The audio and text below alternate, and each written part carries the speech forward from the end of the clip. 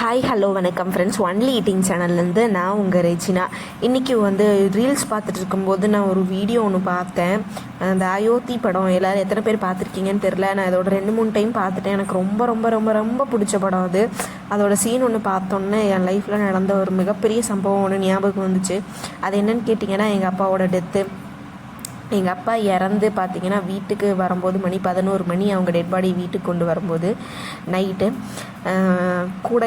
கூட அப்பாவோட சித்தப்பா பொண்ணு ஒருத்தவங்க அத்தைன்னு சொல்லி அவங்களோட பையன், அவங்க 2 பேர் தான் கொண்டு வந்து வீட்டில் டெட் பாடியை போட்டுட்டு அன்றைக்கி நைட்டே அப்போவே கிளம்பிட்டாங்க. நாங்கள் போயிட்டு காலையில் வரோன்னு.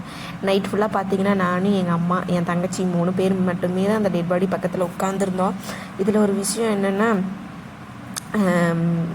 அந்த மாதிரி சுச்சுவேஷனில் கூட நமக்கு ஹெல்ப் பண்ணாத ரிலேட்டிவ்ஸ் நமக்கு லைஃப்பில் தேவையா இல்லையா அப்படிங்கிறது எனக்கு தெரில. ஆனால் ரொம்ப ரொம்ப என் மனசை பாதித்த ஒரு விஷயம் என்னென்னா, இதுக்கு மேலே நம்ம சொந்தக்காரங்களே வேண்டாம் அப்படிங்கிறது. இது வரைக்கும் சொந்தக்காரங்க இல்லாமல் வாழ்ந்துட்டோம், இனிமேல் நம்ம என்ன பண்ண போகிறோம், நம்ம அப்பாவே போயிட்டாரு அப்படிங்கிறது தான் என் மைண்டுக்குள்ளே இருந்துச்சு.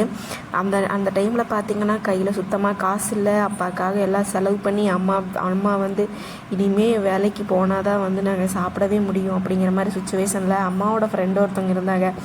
அம்மா அவங்க வீட்டுக்கு வேலைக்கெல்லாம் போவாங்க. அவங்க நல்ல பணக்காரங்க தான். அவங்க மைண்டில் அந்த மாதிரி தாட்டெல்லாம் இருக்காது.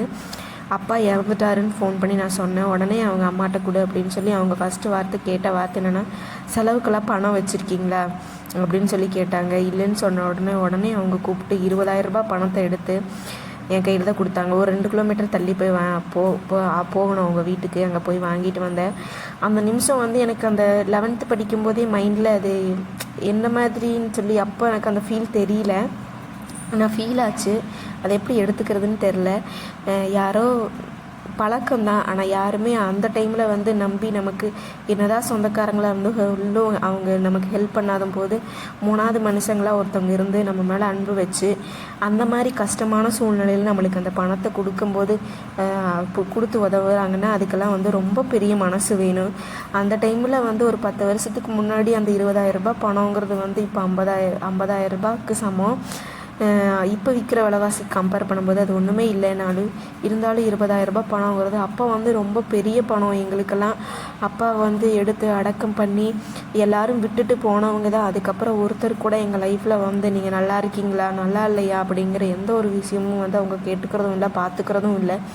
நம்மளாக உழைச்சி நம்மளாக வாழ்க்கையில் முன்னேறினா தான் நம்மளுக்கு எல்லாமே கிடைக்கும் அப்படிங்கிற நிலைமைக்கு நாங்கள் வந்துட்டோம்.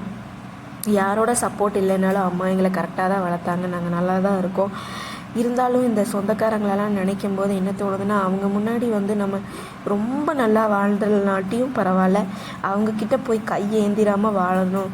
எந்த சூழ்நிலையிலும் அவங்க முன்னாடி போய் வளர்த்த பொண்ணு இப்படி ஆயிட்டாங்க அப்படிங்கிற சூழ்நிலை நமக்கு வந்துடக்கூடாது அப்படிங்கிறதுல நான் எப்போவுமே கரெக்டாக இருப்பேன். சாப்பாட்டுக்கே இல்லைன்னாலும் நம்ம வீட்டில் இருக்கிறத வச்சு நம்ம ரெடி பண்ணி நம்மளோட அளவுக்கு வாழ்ந்துக்கணும் அப்படிங்கிறதுல நான் எப்போவுமே கரெக்டாக இருப்பேன். நம்ம வீடியோ பிடிச்சவங்க மறக்காமல் நம்ம சேனலை சப்ஸ்கிரைப் பண்ணிக்கோங்க.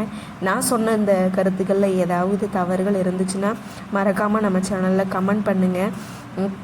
உங்கள் லைஃப்பில் இது மாதிரி ஏதாவது ஒரு சங்கட்டமான சூழ்நிலைகள் நடந்துருந்துச்சுன்னா மறக்காமல் ஷேர் பண்ணுங்கள். எங்கள் அப்பா இறந்தது ரொம்ப பெரிய இக்கட்டான சூழ்நிலை. அதை கிராஸ் பண்ணி வரதுன்னு எப்படின்னே தெரில. மறக்காமல் நம்ம சேனலை சப்ஸ்கிரைப் பண்ணுங்கள்.